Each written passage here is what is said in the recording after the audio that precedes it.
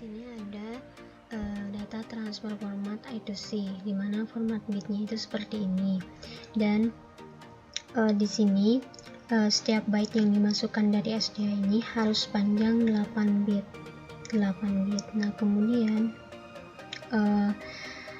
jumlah byte-nya itu dapat ditransmisikan per transfernya itu tidak dibatasi.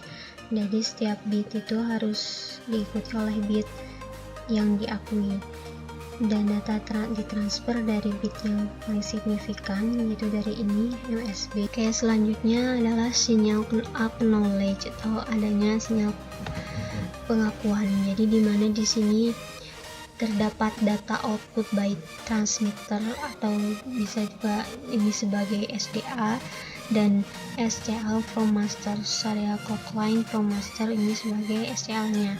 Nah, dimana di sini ada kondisi start, dimana kan tadi sudah dijelaskan bahwa kondisi start ini ketika SDA-nya dalam transisi high ke low, dan SCL-nya dalam kondisi high, maka terjadi start.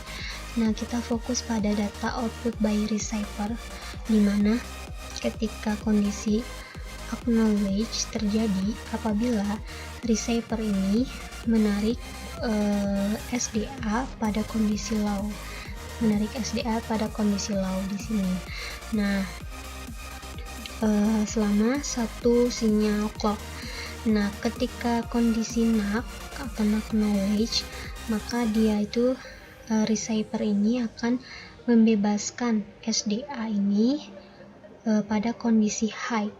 Jadi kondisinya itu high, dan selama satu sinyal clock, maka tidak ada acknowledge atau dinamakan acknowledge begitu. Assalamualaikum warahmatullahi wabarakatuh. Alhamdulillah, perkenalkan, nama saya Kamal Abdullah, NIM 11720700039. Di sini saya akan melanjutkan materi yang telah dibahas oleh rekan saya. Selanjutnya materi yang kelima tentang address packing format. Nah, di sini dibagi menjadi dua, yaitu sinkronisasi dan obliterasi. Nah, sinkronisasi, semua master menghasilkan waktu mereka sendiri dalam garis SCL untuk mentransfer pesan pada bus I2C. Data yang valid selama periode high pada waktunya. Oleh karena itu, ditentukan prosedur arbitrasi bit demi bit yang sesuai. Sinkronisasi waktu dilakukan menggunakan koneksi kabel AND dari antarmuka ICT ke line SCL. Artinya, transisi high ke low pada line SCL akan menyebabkan perangkat yang bersangkutan mulai menghitung periode low, dan setelah periode low akan menahan garis SCL dalam keadaan itu sampai status high. Nah, lihat, ini kan keadaan status high pada waktu pertama. Nah, tiba-tiba turun masuk ke low. Sedangkan di sini ketika waktu pertama clock 1 dan clock 2 bertemu, posisi bertemu di sini akan menghasilkan reset. Nah, mereka sendiri di line SCL nih. Ketika di garis ini, garis SCL ini sejajar. Akan tetapi pada periode ini SCL itu mengalami low, sehingga membutuhkan waktu tertentu sampai SCL masuk ke high lagi. Yang kedua, arbitrasi, yaitu master dapat memulai transfer hanya jika bus dalam keadaan bebas. 2 atau lebih, master dapat menghasilkan kondisi start dalam waktu menahan minimum dari kondisi start yang menghasilkan kondisi start yang ditentukan ke bus.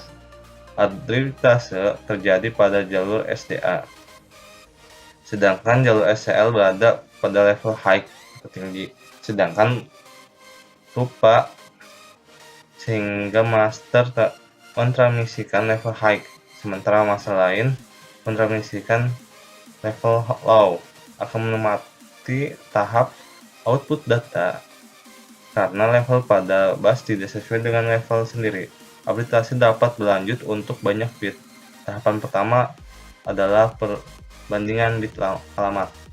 Nah, di sini lihat data 1 menunjukkan awalnya high. Data 2 juga sama, high. Data 3 sama. Nah, pertemuan data 1 data 2 itu berada pada SDA. Sehingga seperti gambar di sini.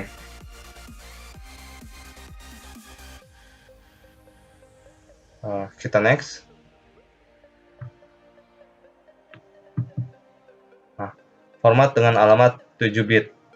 Transfer data mengikuti format yang ditunjukkan pada gambar 9 seperti ini. Setelah kondisi mulai S atau star, alamat budak atau ini maksudnya turun.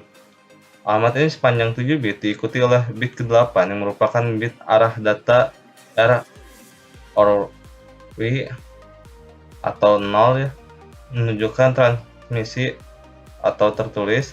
1 menunjukkan permintaan untuk data yang ditulis atau yang terbaca. Transfer data selalu diakhiri dengan kondisi stop dilambangkan P yang dihasilkan oleh master. Namun jika seorang master masih ingin komunikasi di bus itu dapat menghasilkan kondisi star berulang atau SR ya, dan mengatasi budak lain atau down lain tanpa terlebih dahulu menghasilkan kondisi stop. Nah, lihat. Pada awalnya, SDA ini pada posisi low, turun. Nah, sedangkan SCL-nya pada posisi high.